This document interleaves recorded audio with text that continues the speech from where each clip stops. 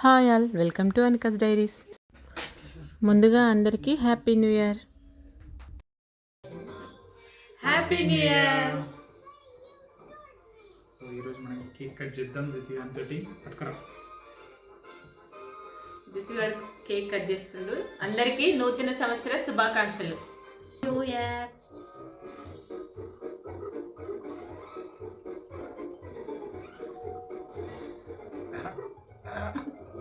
Happy new year. Happy new year. Happy new year. Happy new year.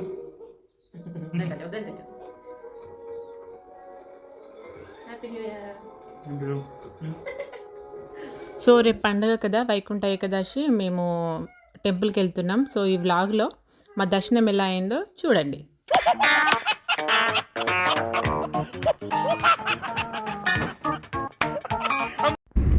So మేము బయలుదేరామండి టెంపుల్కి. ఈ temple గురించి మీకు ముందుగానే ఒక వ్లాగ్ చేశానండి. సో మీరు చూడని వాళ్ళు ఎవరైనా ఉంటే నేను డిస్క్రిప్షన్లో లింక్ ఉంది, చూడండి అందరూ. మేము ఇక్కడికి వచ్చిన తర్వాత ఫస్ట్ టైం వైకుంఠ ఏకాదశి వచ్చింది. సో మేము కూడా చాలా ఎగ్జైటింగ్గా దేవుణ్ణి దర్శించుకోవడానికి వెళ్తున్నాం. సో అక్కడ ఎలా ఉంటుంది వాతావరణం ఏంటి అనేది తెలియదు. సో మీతో కూడా షేర్ చేసుకుంటాను. మేము అందువేలో ఉన్నాం దారిలో.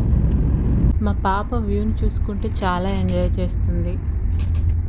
సో ఇంకా టెంపుల్ దగ్గరలోకి వచ్చేసాం.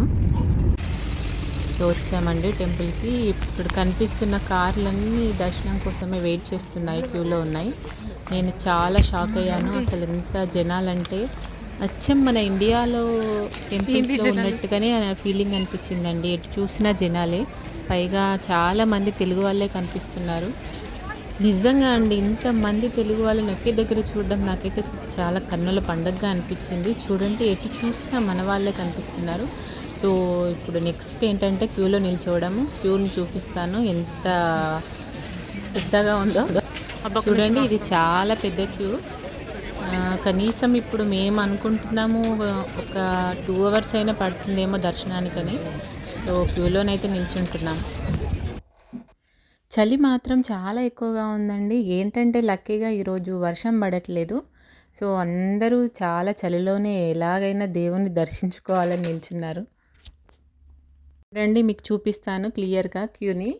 అటు లాస్ట్ నుండి ఇదంతా క్యూ, మీకు కనిపించేదంతా క్యూలో నిల్చున్న వాళ్ళే. సో ఇంకెన్ని గంటలు పడుతుందో టైం ఇంకా చూడాలి.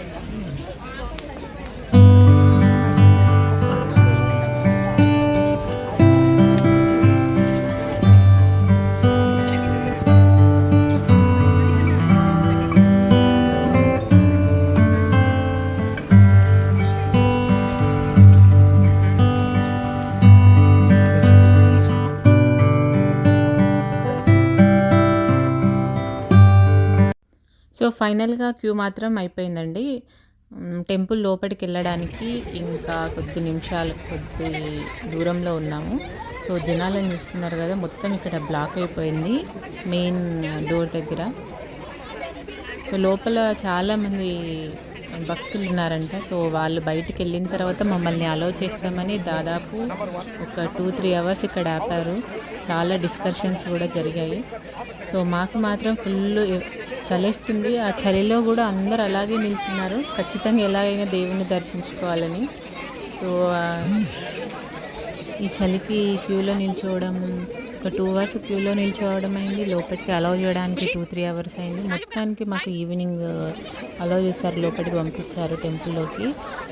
ఈ చలిలో మాత్రం కాళ్ళు చాలా ఫ్రీజ్ అయిపోయాయండి చలికి. సో అక్కడ జరుగుతుంది డిస్కషన్, ఇంకెప్పుడు పంపిస్తారని అడుగుతున్నారు. 1/2 hour వెయిట్ చేయమంటున్నారు ఇంకా. సో వెయిట్ చేస్తున్నాం.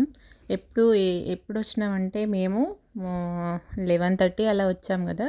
సో 11:30 నుండి ఇప్పుడు 4 అవుతుంది. ఇంకా 1/2 hour అని చెప్తున్నారు. వెయిట్ చేస్తున్నాం. మీకు ఇంకొకటి చూపించాలి, ఇక్కడనే టిఫిన్స్ కూడా పెడుతున్నారు. దర్శనం అయిన వాళ్ళు డైరెక్ట్ ఇక్కడికి వచ్చి టిఫిన్స్ ఆర్డర్ చేసుకొని తింటున్నారు.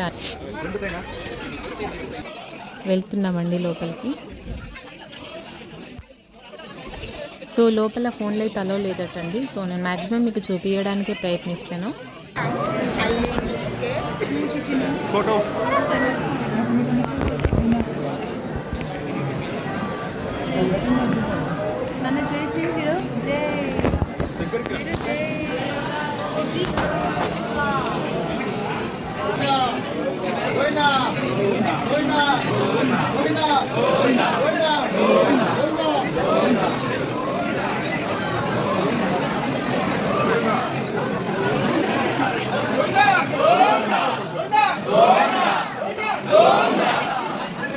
చిన్నడా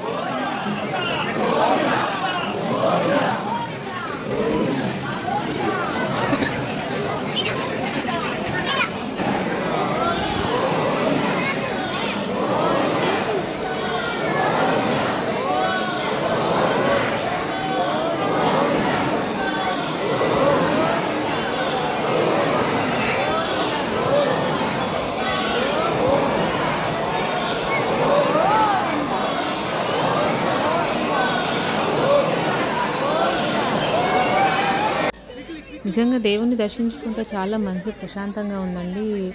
అసలు ఇండియాలో మన తిరుపతిలో ఉన్న ఫీలింగే ఉంది.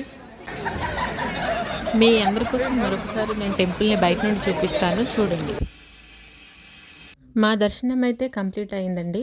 ఇంకా చాలామంది భక్తులు, చాలామంది జనాలు లైన్లో నిల్చున్నారు. ఇంకా వస్తూనే ఉన్నారు. ఇంకా నైట్ వస్తుంది కానీ వస్తూనే ఉన్నారు. సో దర్శనం కంప్లీట్ అయింది కదండి. ఇప్పుడు నెక్స్ట్ మనకి ఇక్కడ అన్నదాన కార్యక్రమం జరుగుతుందండి. సో ఇక్కడ భోంచేసిన తర్వాత ఇంటికి వెళ్దాం.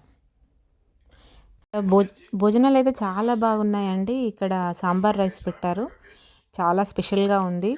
ఇక లాస్ట్కి మనం టెంపుల్ నుండి ప్రసాదం తీసుకెళ్ళాలి కాబట్టి తిరుపతి లడ్డూలు ఎలా తీసుకుంటామో మనం కూడా ఇక్కడ లడ్డు తీసుకున్నాం. చాలా బాగుంది లడ్డు టేస్ట్ కూడా. సో ఇదండి వ్లాగ్. నచ్చితే లైక్ చేయండి, షేర్ చేయండి, సబ్స్క్రైబ్ చేయండి. Thank you all.